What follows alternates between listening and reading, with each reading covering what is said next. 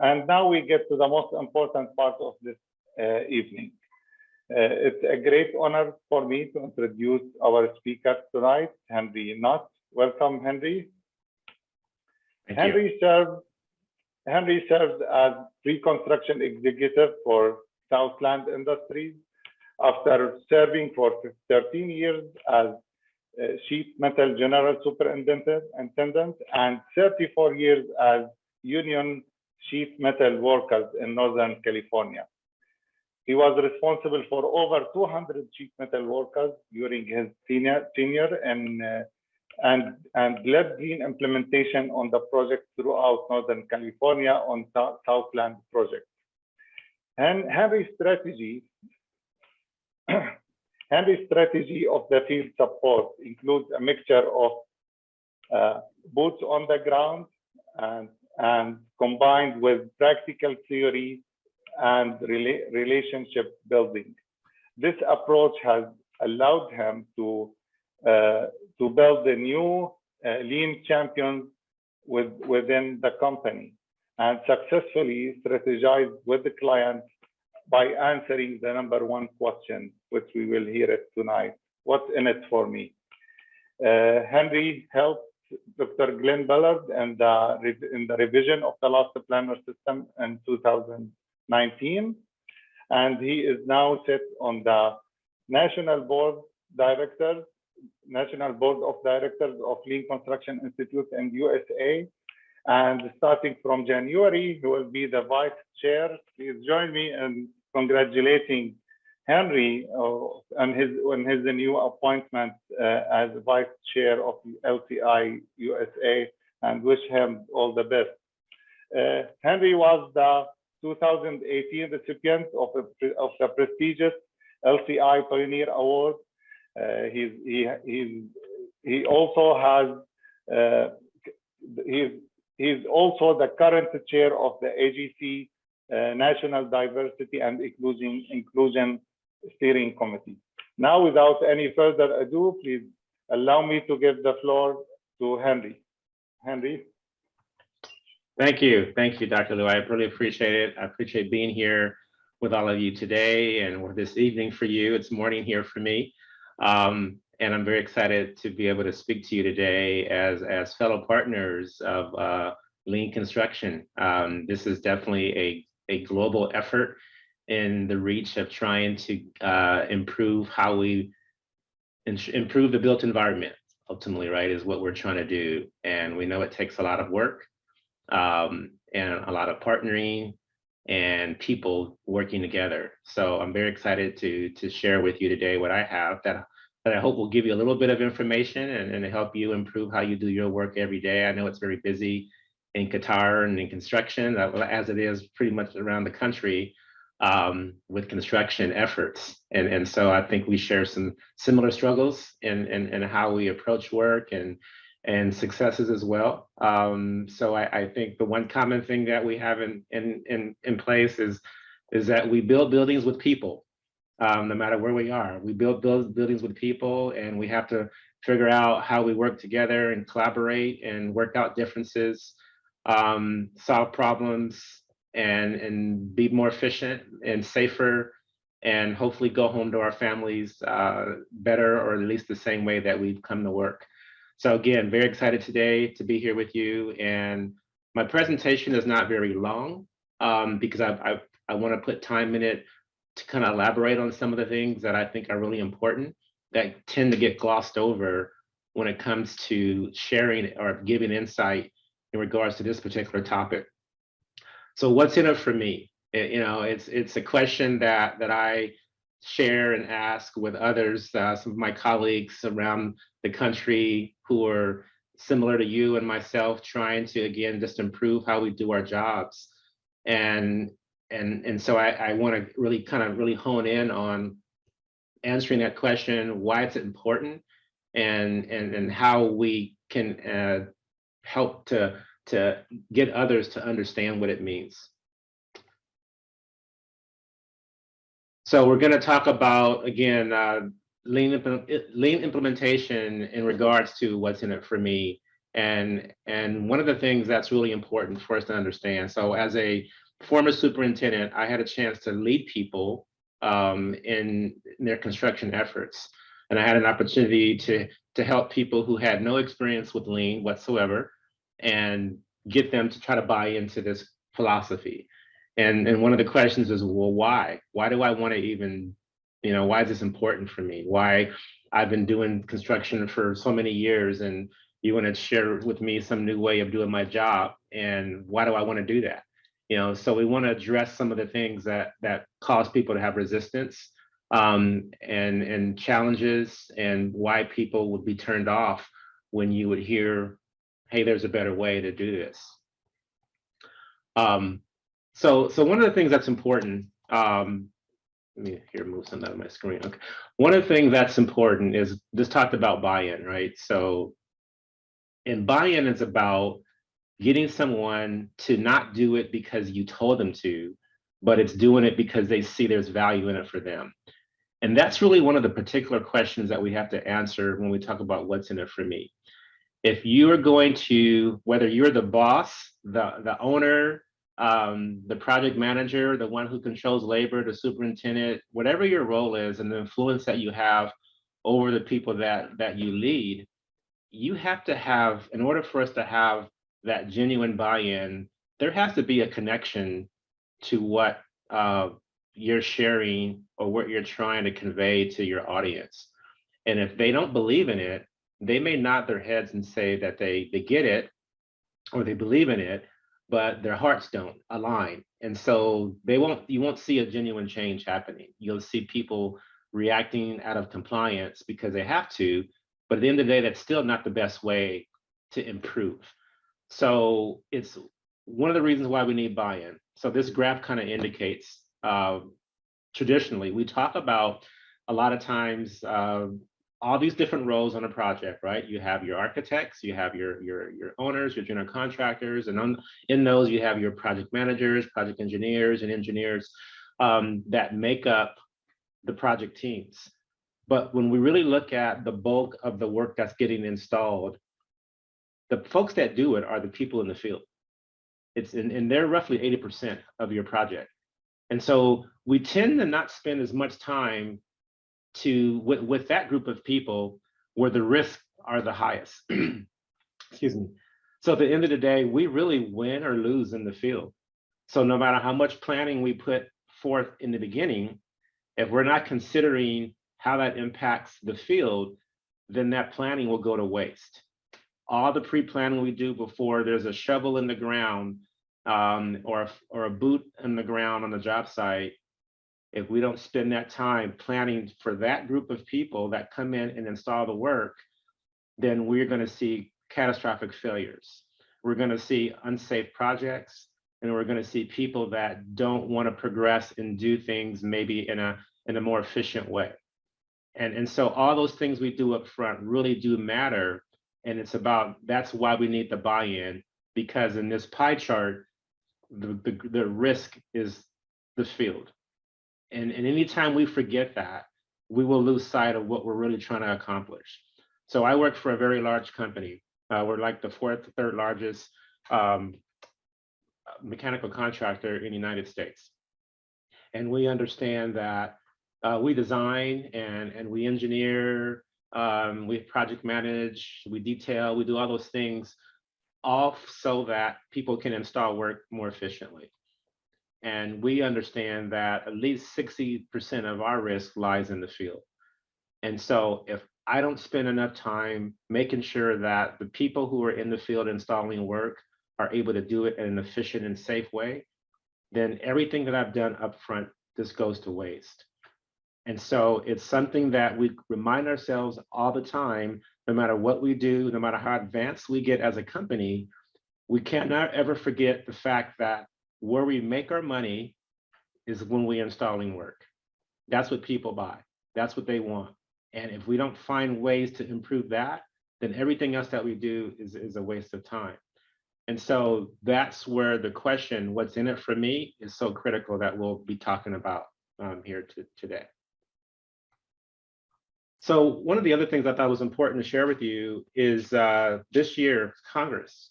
That's where I met Dr. Louis is at Congress this year.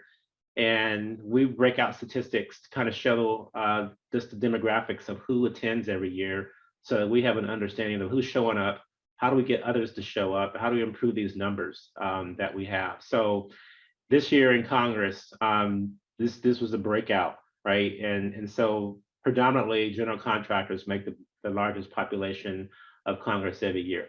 And there's different reasons for that, you know, and so we're looking at all these other categories. And as I looked at the other chart we just looked at there, that gave you the breakout of the field. Look at the trade partners. That's our field, 13%, and that number probably will fluctuate anywhere from say 10 to maybe 15%. I don't think we've seen it go higher than that when it comes to the boots on the ground people, the people who install the work, right?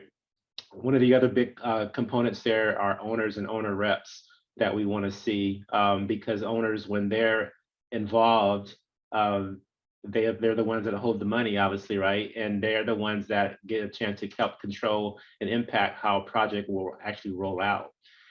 They'll impact how the GC runs their project and ultimately downstream. But what we're trying to do is improve those numbers when it comes to field representation at LCI Congress. So you have your communities of practice that are across the country that are doing their monthly or weekly type of events where they have smaller groups that bring in these folks. One of the things that I do as a board member is leading a task force with several others for trade partners and trying to get more folks involved in buying into lean, adopting lean practices on their projects and getting more people to get to Congress. So this has been in existence for about 2 years. We're getting ready we've launched a video kind of campaign through YouTube that allows people to share videos, and you can hear more about that later as well. But the goal is we need to change that pie chart and have more people involved, whether it's at Congress or it's just an affiliation of things that have to do with Lean Construction Institute. We have to improve those numbers, because if 80% of our projects are, again,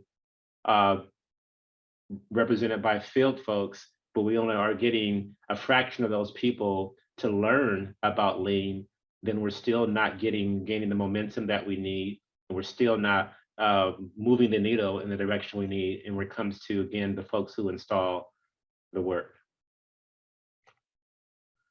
So this industry, and I think this is kind of a global thing, I think it's universal all over, is what do we struggle with the most? And I would say it's change. Anytime we want to introduce something to someone that's different, that looks different, that smells different, that feels different, it's awkward. Automatically our defenses will go up. There'll be a resistance to it because we've always done it a particular way.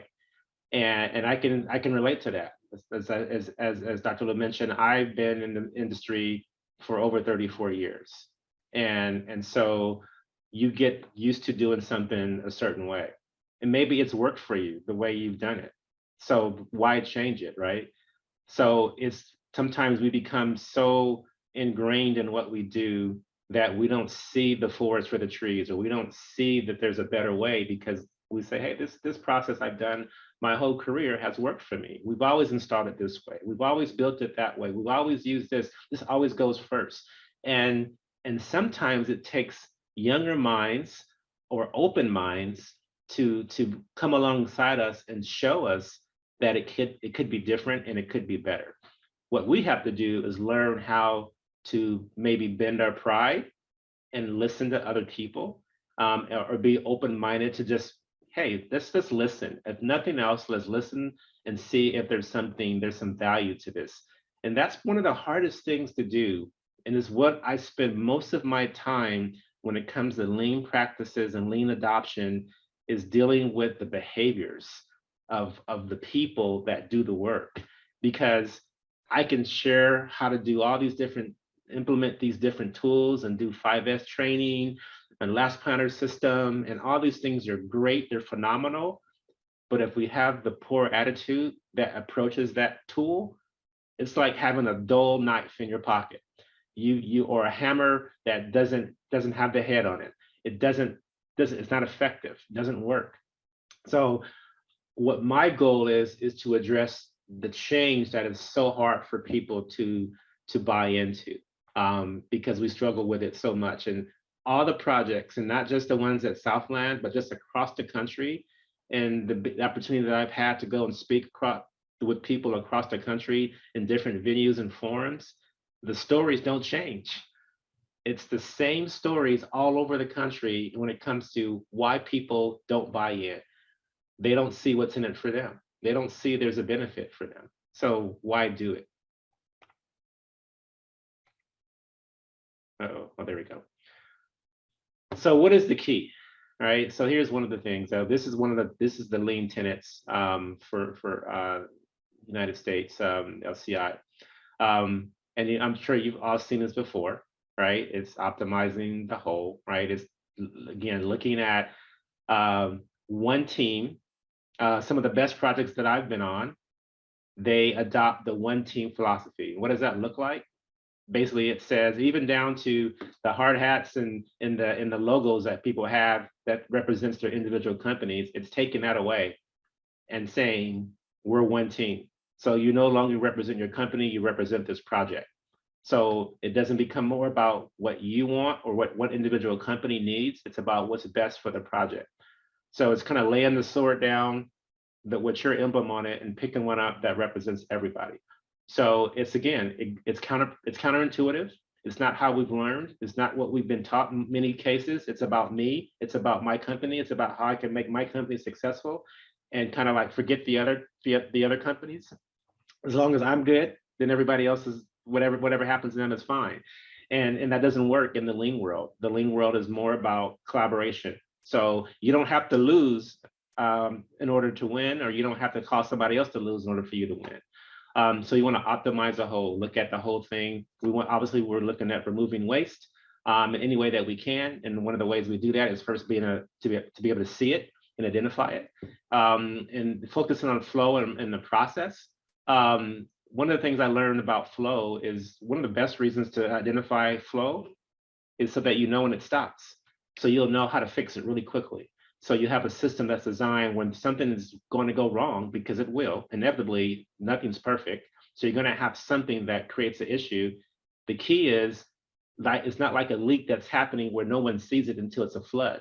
It's be able to recognize you have components in your system that allows you to see when something gets obstructed or there's a constraint, and you can quickly go to it and fix it in real time. And that's one of the beauties of using the last planner system. Generation of value, it's really understanding, like, one, the team understanding what value is and what's important, what is valued on this particular project. And that should come from who we're doing the work for, which is the owner. What is valuable to who is paying the bills, and making sure that we are aligned with what that value is, because what I may think is valuable, someone may not. And if it's not valuable only to me, then it's not value. So we have to have an alignment about what really is bringing value to this project, so that we can focus on creating that type of value. And then just continuously looking to make things better. Always looking at how do we make things better. And that, again, ties into what's in it for me. Because if you're making things better and it's affecting you and your job and what you do every day, then it's helping you to be more productive. And I know that for me, I got into construction because I love to be able to look in the air and see, as I used to install ductwork and walk into buildings and see the progress. There's nothing like construction that you see your progress every day. Every day you can walk away and know what you've done and feel a sense of pride about your job, and you tell your families what you've done. Or when a building's complete, you can drive by it and walk by it and see it and tell people stories about, we were on this project for 3 months or 3 years, and here's what we've done.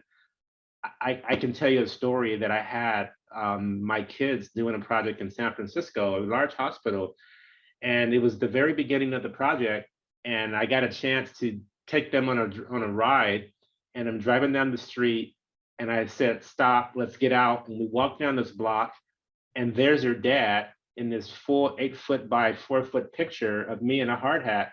And they just started screaming and laughing, you know, and like, that's my dad on the wall there, because it was part of what they did to promote community in the project that I was working on. But it was a sense of pride to be able to tell your kids, hey, we built this hospital and it's saving lives and things like that. So there's a sense of pride, right, with what we do and why we get into this business. And then the big circle here, respect for people. That is really the crux of what I want to talk about. It's all these things that revolve around this circle don't work unless we have that kind of joining spirit, heart to heart, collaborative type environment where we lay down our swords and our differences, and we find out what do we have in common, what is it we're trying to accomplish, what are we trying to get done here on this job, how do we, not I, do it together in a way that's effective, productive, safe, where when we walk away from this project, we don't have to be enemies, we don't have to hate each other. Maybe we don't go to dinner every night, but we don't have to be enemies. And if I see you again on another project, I know what I can expect from you. I know that you're going to be respectful. I know that you're going to look out for me. You're going to help me. And I don't know about how it works in Qatar, but I know that in the United States, this is a small industry, and you tend to run around the same people. Pretty much. You see people that you may have seen day one, and then maybe it's 20 years later, you run into them again, or 5 years later, you run into them again. And that reputation that you have either will help you or it will hurt you. You know, so having that respect for people is really the key to everything in our industry. And the reason it's so pronounced for me is because I went to apprenticeship school. Almost 5 years of apprenticeship school. I learned how to be a sheet metal worker. I learned how to bend metal and lay out and build fittings and do all these things to be a better sheet metal worker. Well, the one thing that I didn't get in that apprenticeship class is how to collaborate and how to work together with people and how to work out differences that inherently will happen on a project site. They just happen, right? They're going to be differences. There's going to be different opinions and ideas, and sometimes the person with the loudest voice is the one that wins, and that's not necessarily the right person, but that's many times what happens. It's what we've learned. So it's how do we kind of unlearn some of the things that prevent us from being this collaborative person, from being this person that understands, how do I achieve this? And again, it's tied into the what's in it for me question that we'll get to. So here's some of the things that we can talk about that answer some of those questions about what's in it for me. So imagine yourself working on a job site every day, doing the same thing, and you're not getting any better, and you're not seeing any improvements, you're not seeing productivity improve, and you're struggling. And then you get introduced to some different concepts like lean construction and prefab and modularization and industrialized, kind of building. And you get an opportunity to do some things like this, where this is some in-wall plumbing systems that we built at a remote site near a hospital that we were building here in Northern California. And a team of people came together, and we had a collaborative building that we used that was about 10 miles away from the project site, and it was about 80,000 square feet. And we built a shop there that was close in proximity to where people lived. So their commute, because if you live in California and in general, you're commuting somewhere. And if we can remove that commute or limit, or at least mitigate it to some degree, it's going to help people come to work a lot happier. And people who come to work a little bit more happy are going to be more productive and going to be more open-minded and going to be more conscientious, more alert and aware, and just safer. So we built this site with the general contractor, the owner, and other trade partners involved to be able to build the systems that we're going to install on the job site. And so you built hundreds of these things, right? So what we were able to do is create more productive work, safer sites, and then see some real collaborative things happening. And so it begins to answer the question for people, why this is important. Okay, I'm going to do this differently now. I'm not going to just go install one piece of pipe in a wall and then stack it up the building. I'm going to install it and I'm going to build it like multiples and stack it. And then we're going to verify that all the tolerances and measurements are accurate. Then we're gonna put it all together, crate it up, and then we're gonna ship it. And then the folks who are gonna install it are just gonna do their thing in installing. Let me see if I have another image of that. Well, actually, no, I don't. Let me go back to this. So what I didn't show in this picture is when we installed these end walls, we were installing them, and there was no one else on the floor but us. So we're able to set them in the framing systems and connect, and then walk away. And so what it did was it helped people to see, like, this is a better way of doing this work. And we had people who never did lean before on this job. Again, like me, we had people who have been in the trade for 30 years and they were not necessarily open-minded to it. But when they start seeing it happen, they start seeing it not just how it impacted the company, but how it impacted them. They got to see more work getting installed. They got to see them meeting their schedules or surpassing their schedules. They got to be able to say, they got to be able to determine and plan their work in a way where it was reliable, right? So all these things that are important to being a productive worker and what I would call a professional as a construction professional, to be able to plan their work in a way where it was reliable. It was, I can tell you by next Tuesday, I can have such and such X amount of work installed because of the format that we've taken to execute the work. Now, it takes a lot of planning up front. It takes like teams to work together. It takes figuring out, again, when you collaborate, who's going to be in front versus who's going to go second, and not looking at it as a win or a loss. So all these factors have to come into play, but when you start to execute in that way, you begin to see the value as an individual, where I didn't have to preach to anybody about why this is so important. They became the spokespersons for why lean or why prefab or why modular building was more advantageous for them. So what they got to see what was in it for them. They got to see that, oh, this is not just the boss telling me to do something that's going to make my life better because he or she says it does. It's about me recognizing it does make my life better. It makes my job faster. It helps me be more productive. It helps me to have more fun on my job where I'm not tearing stuff out because it's wrong. I'm able to plan my work, have the right amount of people on the job site because I know exactly what I'm putting in and how it's going to get installed. So it empowers me. It helps me to be better at what I do. So those are some of the questions that get answered. We say, what's in it for me? How do I convince somebody who's been doing this for 25 years or even 2 years to say, this is going to make your life better? And they look at me with that skeptical eye saying, yeah, I heard this before. How do you help somebody to believe in it? You help them believe in it by shaping the experience that they have and making it different than what they're used to seeing. And that's exactly what happens when you start doing this in an effective way.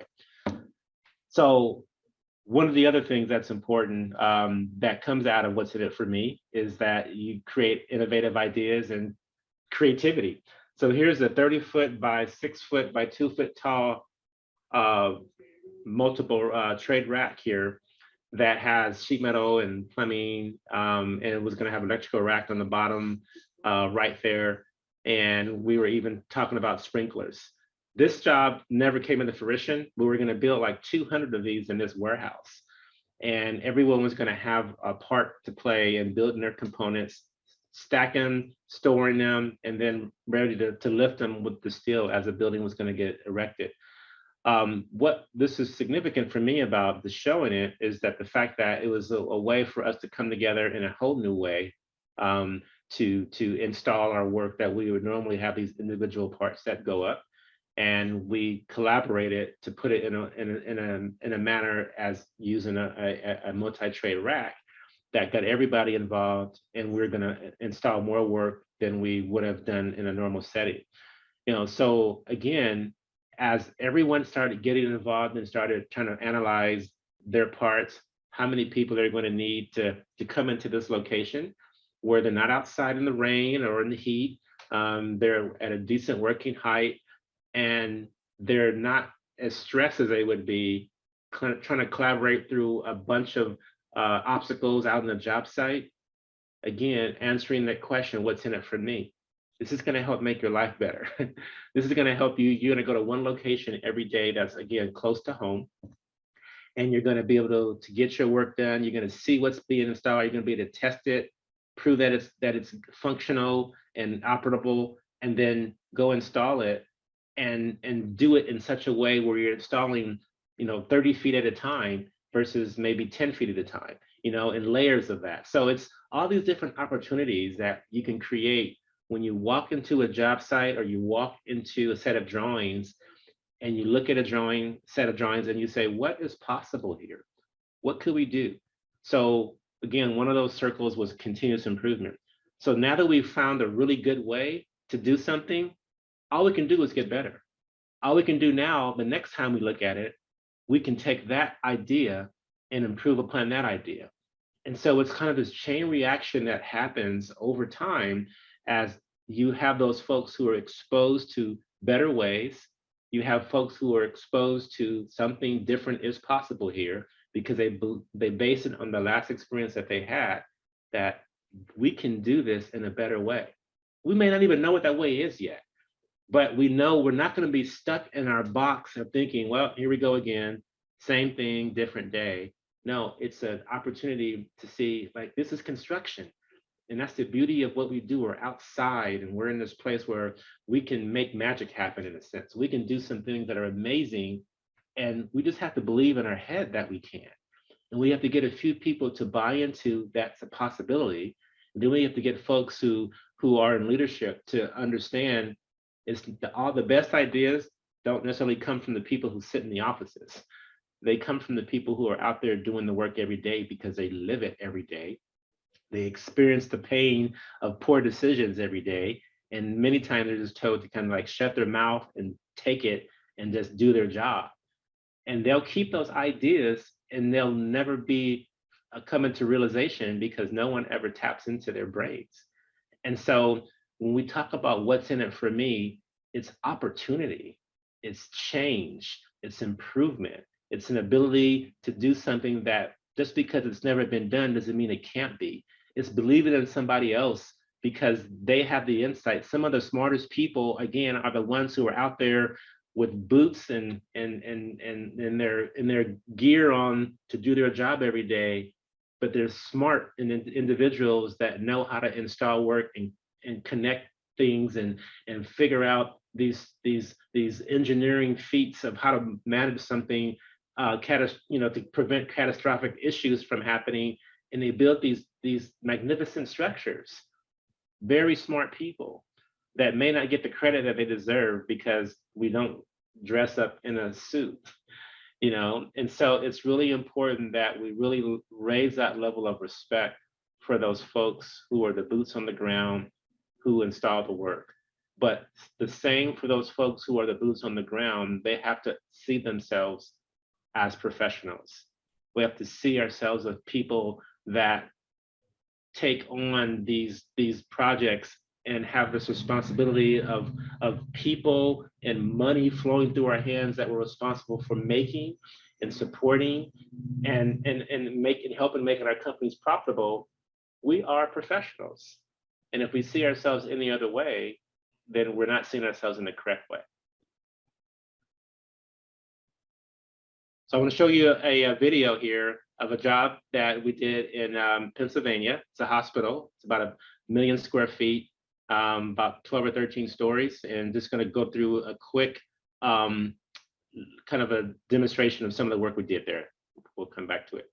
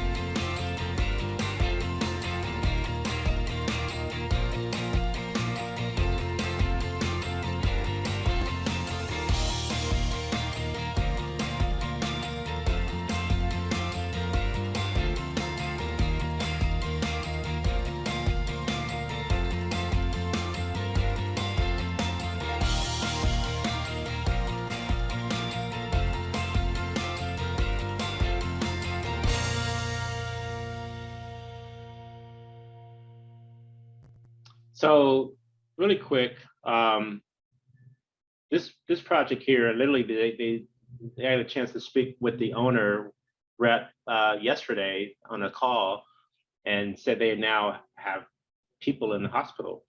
So this is a huge project that had a lot of obstacles and a lot of potential for to go down a normal path.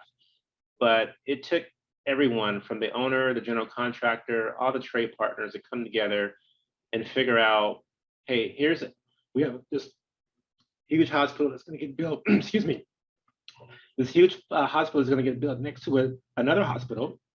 The footprint was very small. There's no way that you could just have a normal site with all this laid out area and all these parts and pieces going to come into the site and keep everything else operational that was around it. There was a museum next door that had some very high priced art that was sound sensitive. There's a lot of things that they had to consider when they came to build this thing. So this guy here is one of the project engineers, now is a project manager that was very responsible for helping create some of the ideas of how we build racks and do the offsite manufacturing and build bathroom pods, all this removal of work that would have been on the site in that facility that you've seen where people were building structures and components in this remote site that eventually got shipped out to the job site in a bulk type modular construct. So again, when you ask people on this job what was in it for me, they light up and say, I've never been on a project like this. How do we do one like this again? It wasn't, oh, this was a piece of crap, I'd never want to do it again. It was the worst thing ever, which is what many people experience in our industry. We have people that now sharing in the slide here coming up, just some of the struggles that exist in our industry.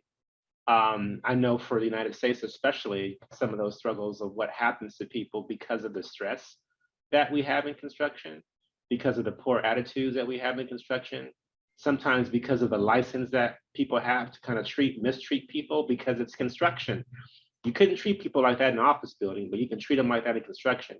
And maybe 10, 20 years ago, you couldn't even wash your hands after going to the bathroom in construction because there was no running water anywhere for a construction worker. So we were not considered to be this respected group of people. Just go build that building out there and just shut up and do your job. So it's a different day, and we need people that understand that and to employ these awesome ideas of how to build these same structures we built over years incorrectly, inefficiently, unsafely, and not profitably, where we can do that now. And it all depends on each one of us really understanding what's in it for me. Hey, a better life. Come home to your family and not have to be stressed because your job was so just terrible. Recognizing how we treat people with respect goes longer than yelling at somebody because we don't like how they've done something. How to be more productive in solving problems and recognizing that that's your value as a trade partner or as a part of that construction team. Solving problems is valuable. That is what we bring to the table. We are experts at what we do. Each craft, whether you're an engineer, an architect, you're the general contractor, you're the trade partner with all these different crafts that make up those trade partners. Each one of them have their own level of training and education, and they are experts by what they do. And we hire them because they're experts. And so if they're the experts, let's let them do their job. If they're the experts, let's ask them what they think about how we should install this duct or pipe or electrical systems, because they're the experts. Not that you don't have an input, but you're not the expert. If you're the architect, you're not the expert in installing electrical, but you have some influence on how it should get done, but you're not the expert. And so it's important to employ and know how to reach over the table to bring in that expert. If not, if you just hire me just to go do it and shut up, then you probably got the wrong person, the wrong company. If you want to collaborate and partner on something and solve a problem and help me to go out there and make it happen for you, then you have to employ me as that partner. You have to treat me as a partner and recognize the expertise that I bring to the table. So when you ask yourself, what's in it for me? It's so much.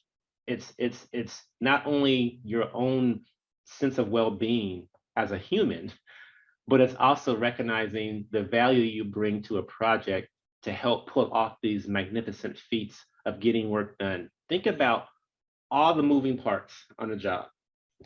Think about all the different parts and pieces that make up a structure that make it work. Sometimes it's amazing, it amazes me how it even happens. You know, from something being a vision in someone's head that gets on paper, that gets designed. Now it's obviously electronically, but gets designed, gets detailed and coordinated, and then it actually, then you go and say, okay, we need these people to go install this stuff. Again, that's where the biggest risk is. So we have to make sure we're setting up the folks the right way so that they can go out there and have the minimal amount of obstacles, but also be empowered to make decisions when the obstacles come and give them the tools that they need so they can have a better experience and know that, okay, yeah, we're going to have problems, it's construction, but how we approach it doesn't have to be what it used to be like back when I was, you know, in my 5th year of being in the trade, when it was just terrible. So what's in it for me? Sense of well-being. What's in it for me? Having a better life, having a better experience at my job, possibly making friends on the job, getting paid well, seeing my job come to fruition, coordinating with others, sense of pride after I walk away from my job and say, yeah, this was an awesome thing that we got done together. All these different things and more. So I know I'm down to about another 10 minutes. So I want to kind of close up and go over so we can have Q&A. Really focusing on the learning objectives. I think I had like 4 or 5 that I put down. I'm going to kind of summarize them in one or a few different slides to kind of answer the questions, and we can go into more if you all have questions after this. So gaining buy-in, how do we do that? So first and foremost is like, check yourself. What I mean by that, I mean, let's be real leaders. And the real leader doesn't look out the window to blame other people. A real leader looks in the mirror. Doesn't matter. Doesn't matter what happened. Doesn't matter the breakdown. A real leader recognizes that, what could I have done differently to help my team? And it's the low-hanging fruit is to go see somebody who just screwed up, and yeah, you can blame that person, say they didn't know what they were doing. Yeah, but why did they not know what they were doing? What really, if you go back to the whole 5 whys, right? Do an analysis on that and find out what really happened. Quick story with that is I had a foreman on a job site that was irate about a fitting that he didn't get on time. And the first person he blamed was the last person he saw, which was the driver who brought it to him. The driver was late getting his part, so he's yelling at the driver. So they asked the driver, why is the part late? I couldn't leave the shop until the part was made. Well, why was the part made late? Well, because it didn't get ordered in time, and we had to, you know, wait for the truck and couldn't leave until it was ready. Well, why didn't it get started till late? It didn't get started till late because if someone called in and they ordered it after a certain time where parts we can't make it the same day, we have to make it the next day. Well, who ordered the part? It was the foreman that was yelling at him. So at the end of the day, when you ask some of the questions and do an analysis about who to blame, sometimes it's us. Sometimes it's the boss. And we got to be willing to take that and say, yeah, it was me. So at the end of the day, the late part was based on his decision of ordering a part too late that got the driver there late and having to drive in traffic to get it to him. And so sometimes we don't do an analysis to understand the why. And so it's going back, check yourself. Let's examine ourselves before we're quickly to blame somebody else for what happened. Let's figure out how we may have set them up for failure, even if it's a small part. Let's take responsibility. Let's enlist partners versus making demands. And I kind of talked about that already. Say, as a superintendent, when I was in that role, I didn't care about being in charge. I didn't care about, oh, I could fire you or I could hire you. Yeah, I could do all that, but I didn't walk around like the boss and trying to make people's lives better or worse. It was really about how do we help each other? I have a role. You have a role. Let's work together and figure out how we can be partners in making our work better or making our jobs better. So I got more out of asking questions and listening to people, trying to figure out what it is I can do to help them do a better job. And I didn't have to have the answer. I just had to listen to what theirs were and then figure out what one seemed to he would be the biggest bang for our buck. Be and remain transparent. That's a big one, right? We need to be able to take the cloth down a little bit and be able to help people by saying, you know what? Once upon a time, I wasn't a general superintendent. Once upon a time, I was a young kid that didn't know anything, and I was scared to death in learning how to do this business. We all have to have a start. We all have a start, and we can't forget that we didn't come into this business knowing everything. Someone had to take the time to train us and be patient with us to get us to where we're at today. Let's do the same thing for other people. Let's be transparent. Let's not act like we don't understand failure, like it's never happened to us. Let's let them know how we've failed, but how we've learned from the failure and what we've done with it. Ask questions and listen attentively. Ask a lot of questions and then listen. Don't always try to provide an answer. Just listen. You'll learn more when you listen. Give respect. If you want it, you got to give it. You got to give it. And as a leader, let's be the ones that give it first. Set realistic expectations that stretch and give people room for failure. What do I mean by that? Is let's not set them up for failure intentionally by making expectations so big that they can't accomplish it, but let's also create it so that it has a buffer for growth, so that it does stretch them. It does come somewhat feel uncomfortable, but it gives them a sense of pride that they're not just giving me a job that I know I can do it with my eyes closed. So they're putting some responsibility on me and making me accountable to it. One thing I've always learned and I believe in this is that when someone knows that there's a difference between you giving someone a responsibility versus giving them a privilege. And it's kind of like giving your car, your keys to your kids, where they have their own set of keys. That's a privilege. So you want to go beyond just, hey, you're responsible. You get the key. You come ask me for the car. It's like when I can take the car because you trust me in that way. That's a privilege. And what that comes a sense of pride, but also a sense of accountability for them, and they feel empowered. And sometimes we treat it a little bit better when we have that kind of empowerment. But they have to be ready for it. Why field leads resist lean methods? This is a survey that we took with quite a few different people across the country, with AGC and LCI, and we got some different reasons why people just like, why am I not going to buy into lean? One, conflicts with general contractors and other trade partners, and owners for effective use. It's kind of like, yeah, we've been there, we've done that. Goes back to that experience thing. Yeah, we've tried that lean stuff, it doesn't work. Why? Because maybe the people who were trying to implement it just didn't know what they were doing, right? Or you didn't have the right people in the room trying to help really make it, effective. So that experience, right? Lack of understanding and purpose, the expectation, or how to effectively implement and execute, just wrong people in the room not knowing how to do it. So it was bound to fail again. And no project support, not the financial part, but just really the resources that are needed to make this thing effective. It takes some work. You can't just decide, oh, I'm going to do this lean stuff and try to go execute it tomorrow. It has to be a plan.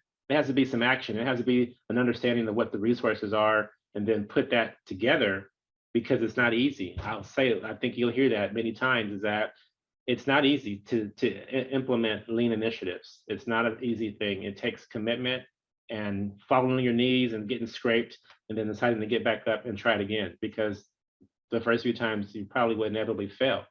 And I think if you've done it any length of time, you know that. But if you don't quit, you also learn some things, and how that continuous improvement piece comes in. Poor training, past experiences from alleged lean projects, right? People will say, well, we've done this lean, and then your experience was just terrible. If you hear the word lean, you start shaking, and you don't want to have anything to do with it because of what you've seen and experienced from other projects. And that's one of the hardest groups to kind of like transform, because they're stuck. So it's one thing to have never done it and say I'm resistant to it just because I'm just stubborn. There's another thing to have done it and failed miserably and ask that person to come back and try it again. You better have a good approach for that person. You better be able to really tell them what's in it for me. We got to be able to really tell them how it's going to make their life better, how it's going to help them to be more productive and safer. You better be able to show that and demonstrate it. And then just a lack of trust, right? That one probably should be at the top. Just, I don't trust you. I don't trust what you tell me. I don't trust that you really are in this for me or in this for the project. Is it about you? You know, what are you demonstrating to create that trust for someone else to want to believe in you? I've always heard, one of my mentors told me, they were asked a question one day and said, what does every follower need? And I answered that with, what does every leader need? I'm sorry, what does every leader need? And that's a follower. You can call yourself a leader, but if you look back and no one's walking behind you, you're just leading yourself, you know, but you're not a leader. And so in order to be an effective leader, someone has to believe in you, trust you, and decide to follow you. And how we get people to follow us is not by being the loudest, the meanest, and then necessarily the strongest, or even the smartest. It's really about someone that trusts in what you say and your message, and they actually believe that you care about them. And it goes back into that, this person cares. There's something in this for me. I'm gonna risk myself and go and follow this individual. The last thing here, just some best practices, some lessons learned. Look for small wins. Everything is not going to be a big splash. Everything is not going to happen, you know, overnight even. But look for small wins and celebrate those things with people. You have a goal set and acknowledge that thing that happened. A win should make your job easier, for sure. You know, and so find out what's important to them and set some goals in that way. And then actually answer the what's in it for me question, like literally talk about what's in it for them and ask them what would make their life better on this job. If they could change one thing on the job that they've done every day of their life, if someone decides to ask them what's important to them, take a note of what that might be and figure out how you can make that happen. You will have a convert, someone that will follow you wherever you want them to go. Don't overcomplicate it, keep things simple. That goes back to the small win piece is we can make things really hard and complicated, or we can make it small bits. One of my old construction managers would say, we call Fisher Price. It's like toys for kids. Let's build building blocks that look like toys for kids. Let's not try to overcomplicate and build these complex structures that are just too hard for people to understand. And I mean that metaphorically, not necessarily structures per se, but just things that you're doing, how to get from A to Z. Let's keep it simple. Let's start with go to A to C. Let's not try to build the whole alphabet in one. Stress the people side of the business. Our work, life, and home balance is critically important. That's a new concept, unfortunately, in our business, but it's still nonetheless important. So stress the people side of this business. We build things all around the country. The one thing that we may use different parts and pieces and products and processes, but we always will use people. Sometimes we use robots now, but we still use people. And there's nothing ever different about that. There's a commonality that we have, and that is people. And then become an example of what your preferred vision is. So if you have an idea of what your preferred future looks like on this project, exemplify that to others. Let them see it, not just hear it in your mouth, but see you demonstrate that. You want people to be respectful and professional and conscious about their work, then you better be the first person to show how that looks like, because they're going to follow you, right?